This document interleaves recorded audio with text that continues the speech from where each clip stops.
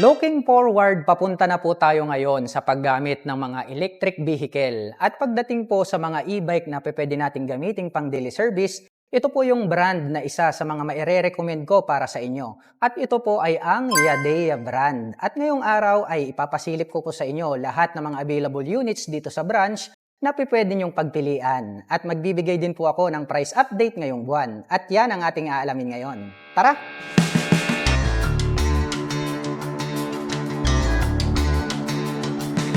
Ito po yung ating pinakabagong Yadea GT25. Napakaporma po at ang astig talaga ng body at design nito pong electric bike na ito. Ito pong kanyang main headlight ay gumagamit po pala ito ng dalawang projector lights. Naka full LED na po yan. At ang kagandahan po pala nito pong ating Yadea GT25, mayroon na rin po pala itong pre-installed na bumper dito sa harapan. At the same time, syempre, crash guard po yan with mini driving light. Grabe, pang malupitan, no? Pang adventure po. Ito pong e-bike na ito. At very attractive din po yung color combination nito pong kanyang decals. At kapag nakaswitch po ito pong kanyang ilaw, ganito po siya. Ganyan po siya kaliwanag. So ito po, nag-blinker. Ang alam ko rito, mayroon pong other option nito. So siguro mayroon siyang 3 types of mode. At dito naman po sa itaas, napakalapad po nito pong kanyang windscreen na black color. At itim din po ang kulay nito pong kanyang handlebar cover. At dito po pala located, ito pong kanyang mga LED na turn signals. At pagdating naman po rito po sa kanyang front suspension, naka-telescopic fork po ito na black color. Napakalaki po nito pong kanyang wheelie disc. More attractive talaga siya. Ngayon lang ako nakakita ng disc brake na kasing laki mismo nung kanyang rim o ito pong kanyang cast wheel. Equipped po ito ng single pad caliper at ang sukat po ng kanyang gulong rito po sa harapan ay mayroong sukat na 90 by 90-12. Tubeless na po yan. Silipin naman po natin ito pong kanyang meter panel display. Naka fully digital po ito at makikita po natin dito yung kanyang battery percentage at yung kanyang odometer. Meron na din po pala itong pre na lalagyan ng cellphone. So ito po yung ating pre na phone holder, napakalaki. So kahit siguro tablet kakasya rito yung 7-inch. So di ko lang alam. Pero dito kahit anong size po ng mobile phones ay talagang kakasya dahil malaki naman po. Ito pong kanyang phone holder. At ito pong kanyang mga built-in na side mirrors ay dahon type po ito. At nandirito naman po yung kanyang mga button selectors. Itim po ang kulay nito pong kanyang mga handle grip. At ito naman pong kanyang ignition switch, gumagamit po ito ng mechanical key. Mayroon po pala siyang keyless remote. At mayroon din po siyang utility hook dito po sa gitna. Malapad naman po at open ito pong kanyang napakalalim na front pocket. Kasya po rito ang bottled of mineral water. Pwede rin pong mobile phones, gloves, coins, etc. At mayroon na rin po pala itong USB Type-A port. So kapag kayo po ay magta-travel, halimbawa long range, ay pwede po kayong mag-recharge ng inyong mga dalang mobile phones at gadgets kapag malulobat na ito. At ito pong kanyang floorboard, napakalapad po nito at maluwag. So pwede po kayong maglagay rito ng existing baggage na hindi naman kakasya rito po sa kanyang underseat compartment. At napansin ko lang, may additional pa po pala rito na footrest extension. So kapag nangangalay niya yung inyong mga paa, pwede nyo po palang i-stretch dito. At ito pong kanyang pillion step para sa ating back rider, malapad po siya. Kaya komportabling apakan. Mayroon po itong side stand at center stand. Ito po palang kanyang crash guard. Magmula dyan sa harapan, connected po pala hanggang rito sa likuran. At nagpunta pa yan hanggang rito sa bandang itaas. Nakakonect na rin po pala rito. Ito pong kanyang makapal at matibay na grab bar. At top box ready na po ito. Tignan nyo naman po yung kanyang bracket dito or brace. At ito po pala ay meron na ring pre na top box. So included na po yan ha. Mayroon siyang rear carrier. Meron siyang top box. So all-in na po yan. Ito pong e-bike na to is ideal po siya pang adventure. At napansin ko lang ito pong kanyang upuan. Premium seat po siya. Ang ganda po nito pong kanyang leather type na upuan. Yung pagkakatahi, masasabi natin na matibay at malambot din po siya. Kaya komportabling sakyan. Ngayon, silipin naman natin yung kanyang underseat compartment. Buksan natin. Twist lang po natin. dito sa harapan. Once na nag-click, it means bukas na po siya. Buksan natin. Napakalalim po nito pong kanyang underseat compartment. Tsaka maluwag. Sa tansya ko, kakasya po rito ang full face helmet kahit anong brand. Bukod doon, marami pa po kayong mailalagay rito ng mga personal belongings dahil talagang spacious po siya. At ipapakita ko naman po sa inyo, ito pong kanyang taillight. Ito, nakatalikod po itong model na to. Ito pong kanyang tail light, ang ganda. Very attractive po siya dahil ito pong kanyang brake light mismo, ito po yung logo mismo ng Yadeya. At meron pa po pala siya ritong daytime running light, kung di ako nagkakamali. Ito po pala yung kanyang turn signals. At ito pong kanyang rear fender, meron po siyang light reflector dito sa gitna at meron din po rito sa magkabila. At ito pong kanyang rear suspension, naka-dual shock absorber po ito na coil spring. At ang kanya naman pong rear braking system ay naka-drum brake po siya at nandirito po yung kanyang motor hub. At ang sukat po ng kanya pong gulong rito po sa likuran ay mayroong sukat na 90/90-10. Buksan naman po natin ito pong kanyang top box. So ayan, nakabukas po pala itong kanyang top box. Yun. So ito po sa tansya ko siguro mga ilang liters to, sir? Mga ilang liters to? Mga 45? 45. Oh, tignan nyo. 45 liters for free. Premium na rin po siya dahil meron na rin po siya ritong nakalagay na protection. O, di ba? Meron ka ng e-bike, meron ka ng top box, so all in, lahat kasama na po siya. Grabe ang astig po nito pong pinakabagong Yadeya GT25. At ito po pala ay mayroong battery capacity na 72 volts, 23 ampere. At mayroon naman po itong motor power na 1,200 watts. At mayroon naman po itong mile range na 90 to 65 kilometers. At mayroon naman po itong maximum speed na 25 to 50 km per hour. At ang presyo po nito pong ating Yadeya GT25 ay nagkakahalaga po ito ng 68,000 pesos. Ito naman pong nandirito sa gitna, ito naman po yung pinakabagong 2026 New Year model. Ito po yung ating pinakabagong Yadeya Roybin. Ang kagandahan po nitong bago na to, mapapansin nyo, mayroon po siyang built-in rito na bumper at crash guard rito sa gilid. At ang kagandahan niyan, mayroon na rin po pala siyang free na rear carrier at top box. Ito pong ating Yadeya Roybin ay naka full LED po.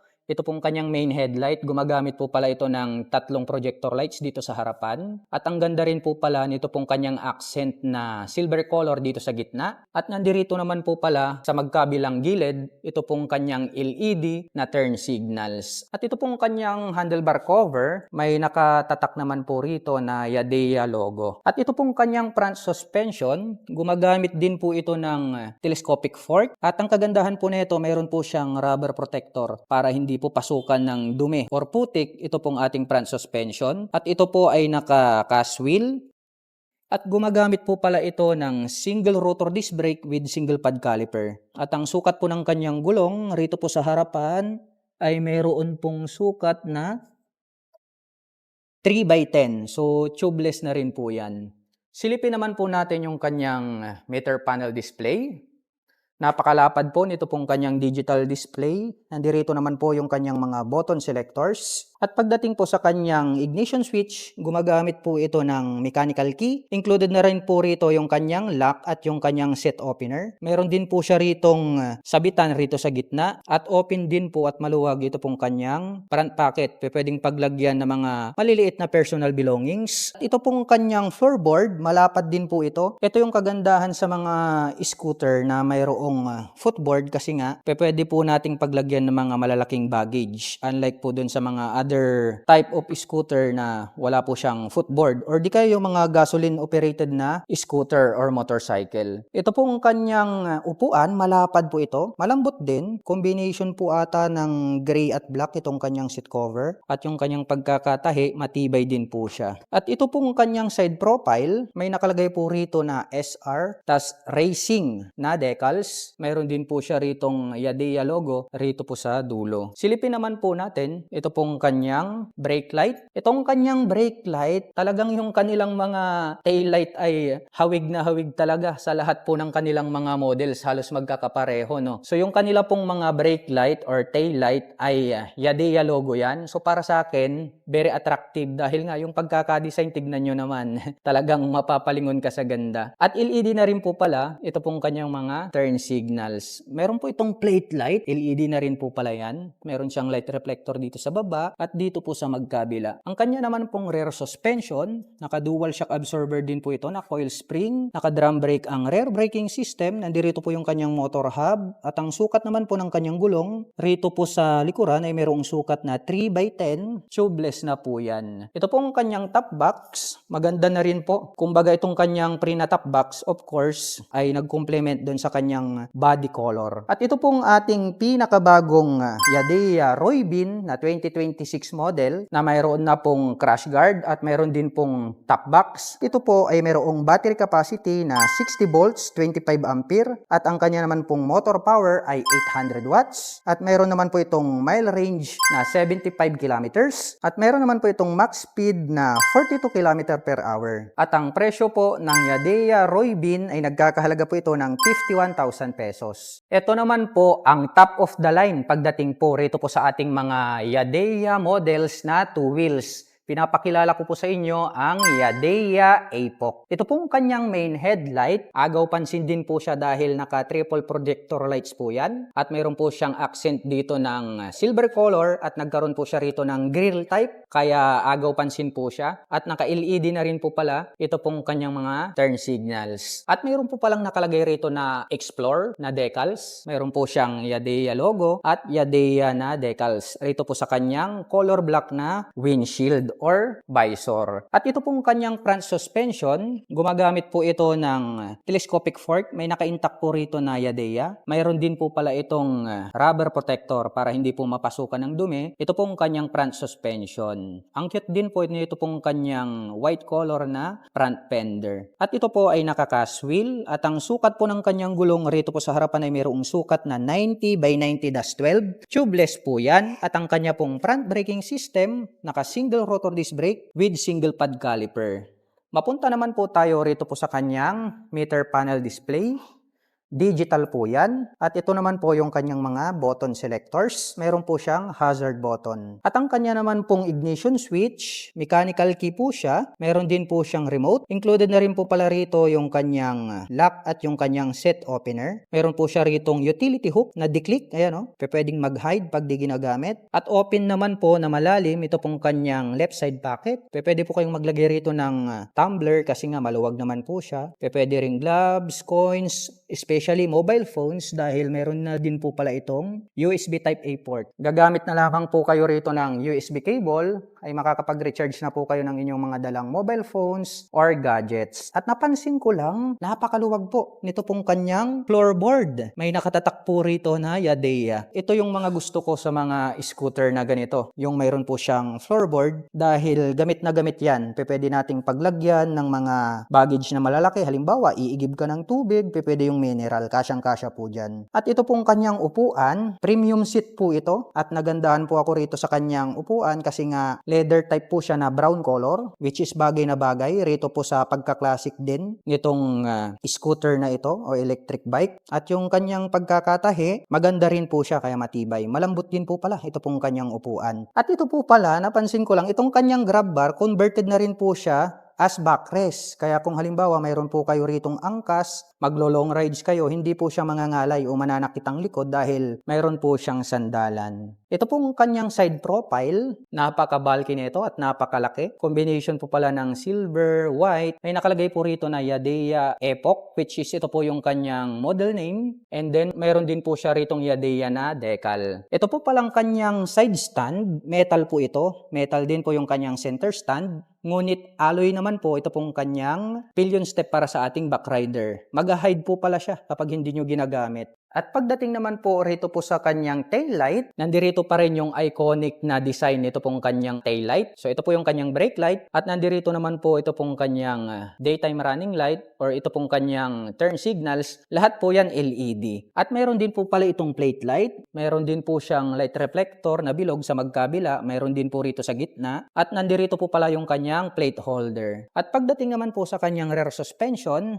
naka-dual shock absorber din po yan. Naka-coil spring. Naka-single disc brake dito sa likuran with single pad caliper. Black color po ito pong kanyang hub motor. CST po pala ito pong kanyang stock tires. At ang sukat po nito pong kanyang gulong rito sa likuran, ito po ay mayroong sukat na 90 by 80-12. Tubeless na po yan. At ito pong ating Yadea APOC ay mayroon po itong battery capacity na 72 volts, 38 ampere. Graphene battery po iyan. At ang kanya pong motor power ay 2,000 watts. At mayroon naman po itong mile range na 100 kilometers. At mayroon naman po itong maximum speed na 60 km per hour. At ang presyo po ng Yadea APOC ay nagkakahalaga po ito ng 76,000 pesos. At kung naghahanap naman po kayo ng pang daily service, ito po yung pinaka-affordable na model na pwede nyong pagpilian rito po sa Yadea. At ito po pala ang Yadea Tina. So ito po, electric bike po siya na pwedeng maging bicycle kapag nalobat. So mas interesting to. Ito pong kanyang headlight, Yadea logo rin po yung kanyang headlight pero naka full LED po yung kanyang high beam at low beam. Naka naked handlebar po ito, kagayang-kagaya po ng mga normal or usually na mga bikes. At ang kagandahan po nito, mayroon po siyang front carrier. So itong basket na to, durable kasi nga metal din po siya. Pwede rin nating paglagyan ng ating mga pinamalengke. At ito pong kanyang front suspension, naka-telescopic fork po ito. At mayroon po siyang bilog rito na light reflector sa magkabila para more visible po siya kapag kayo po ay liliko sa kanan at kaliwa. At ito po ay naka-mag wheels na rin po pala ito kahit na para po siyang bike style. At ang sukat naman po ng kanyang gulong rito po sa harapan ay mayroong sukat na, check natin dito sa kabila, may sukat na 60 by 90-10. Tubeless na rin to ha. So para lang po siyang bike pero naka-tubeless na. At ang kanya pong front braking system is naka-drum brake po siya. Silipin naman natin yung kanyang display. Naka-digital din po pala siya. Dito makikita po natin yung kanyang battery percentage. As of now, 100% po siya. Nandito po pala yung kanyang parking button at yung kanyang horn. Pakinggan natin. O, di ba? Malakas na rin. Maririnig ka na rin ng mga tao sa kapaligiran niya. So, makakatabi naman sila ng maayos kapag ikaw ay paparating. Itong kanyang mga brakes, maganda rin po dahil die-cast po yung kanilang mga ginamit. At ang kagandahan po nito pong e-bike na ito, kahit para po siyang bike, mayroon po siyang footboard. So, pwede rin nating paglagyan ng mga malalaking baggage, no? So, makakapaglagay din po tayo rito at least kahit yung square type na mineral. So, pwede rin pang igib. At ito pong kanyang footboard, bali anti-slip naman po siya. Kaya kahit na maulan, hindi ka po dudulas rito. At ito yung sinasabi ko sa inyo, mayroon po siyang pedal. So, mayroon siyang pedal assist. Pero hindi po siya nag-self-charge sa. Ang kagandahan lang po nito kahit na malayo yung inyong pinuntahan, halimbawa is nalobat na po siya, pwede nyo po siyang gamitin as a normal bike. O, di ba? Kaya kapag marunong po kayong mag-bike, pwede rin po sa inyo to. Ito pong kanyang driver seat, napakalambot to.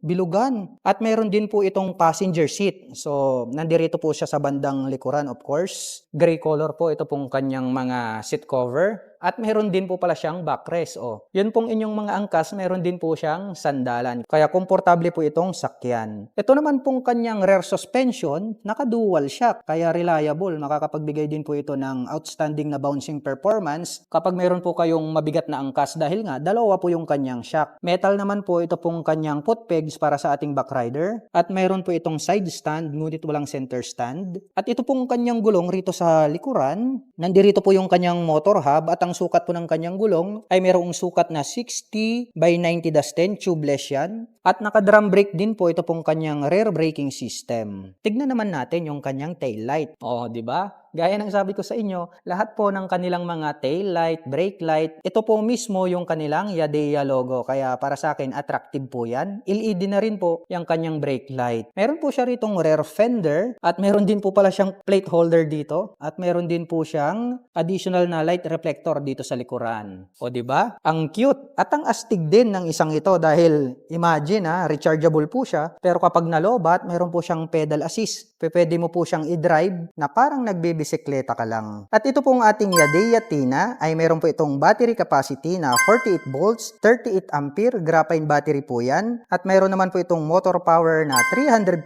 watts. At mayroon naman po itong mile range na 40 kilometers. At mayroon naman po itong maximum speed na 25 km per hour. Mabilis na po yun. At ang presyo po nito pong ating Yadeya Tina ay nagkakahalaga po ito ng 26,500 pesos. At kung ang hanap nyo naman ay pang family service, halimbawa, dalawa po kayo sa pamilya, good for two po ito. Ito pong electric bike na ito. At ito po pala ang Yadeya K8A. Mapapansin po natin, mayroon po itong windshield or windscreen na clear at mayroon na rin po itong wiper. So, alam nyo naman, ngayon dito sa Pilipinas is umuulan, di ba? Rainy season. So, maganda po ito na pang daily service dahil nga po protected na po siya. So, mamaya ipapakita ko dun sa bandang likuran dahil complete set na po yan, hindi po kayo mababasa sa ulan. Ito pong kanyang mga side mirrors, flippable po yan. So, pag magpapark po kayo, iwan nyo sa labas, i-flip nyo lang po yan para hindi po mabangga at masagi at mabasag. At ito pong kanyang main headlight, rounded shape po siya, napalibutan po yan ng daytime running light at naka full LED po ito pong kanyang main headlight at LED na rin po pala ito pong kanyang mga turn signals. Para sa akin, agaw pansin din po pala yung mix ng color neto. So para po siyang yellowish na mix dito po sa parang greenish. Tapos dun po sa top ay silver color po siya. At ito pong kanyang front suspension, naka-telescopic fork po ito, naka-drum brake ang front braking system, naka-cast wheel na rin po pala ito na black color, combination po siya dito ng silver color. At ang sukat po ng kanyang gulong rito po sa harapan ay mayroong sukat na 3x8 CST tires po yan at yan po ay naka-tubeless na.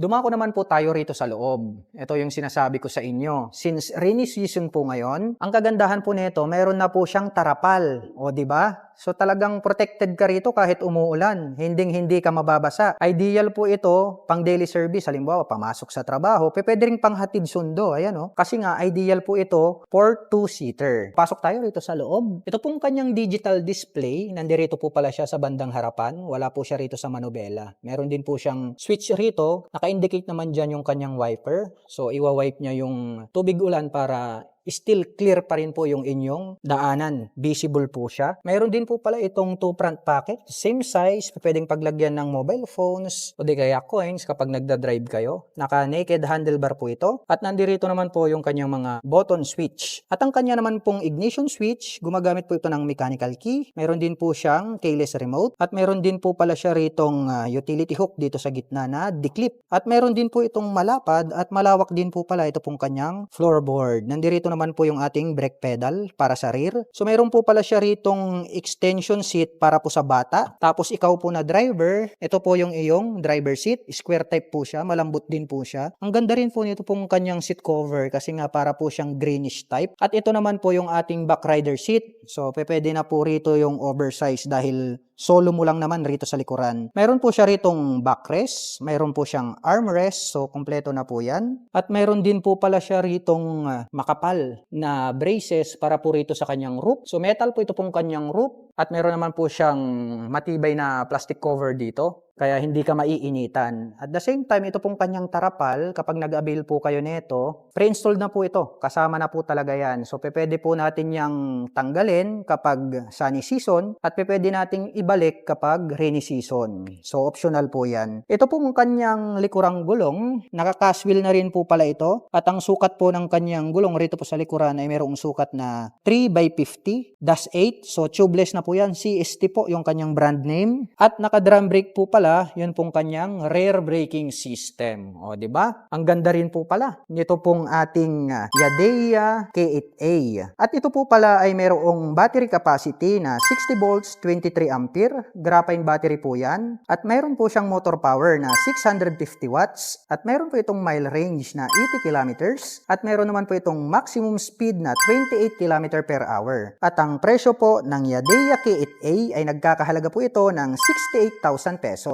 At kung ang hinahanap nyo naman po ay pangtatluhan, ito naman po yung ideal na e-bike para sa inyo. Kasi po, yung isa kanina, pangdalawahan. Ito naman po, literal na pangtatluhan. O di ba? Ang pogi rin ng kanyang body at design. Para sa akin, very attractive po ito pong kanyang napakahaba na daytime running light at naka full LED po. Ito pong kanyang high beam, low beam. Kaya masasabi natin na more visible po siya. Lalong-lalo na kahit na umuulan, maliwanag yan dahil nga naka LED po siya. So ito po, bagong-bago pa lang to, hindi pa po nakakabit yung kanyang wiper pero meron po yung wiper. Malapad po, ito pong kanyang windshield, clear color po yan kaya visible po ang daan kahit na umuulan. At flippable din po, ito pong kanyang mga side mirrors. At ang kanya pong front suspension, gumagamit po ito ng telescopic fork, may naka-intact na yadeya dyan, naka-drum brake ang front braking system, naka-cast-wheel po ito, at maporma po ito pong kanyang cast-wheel, para po siyang kalesa type, no? CST po yung kanyang brand, nito pong kanyang tires, at ang sukat naman po ng kanyang gulong,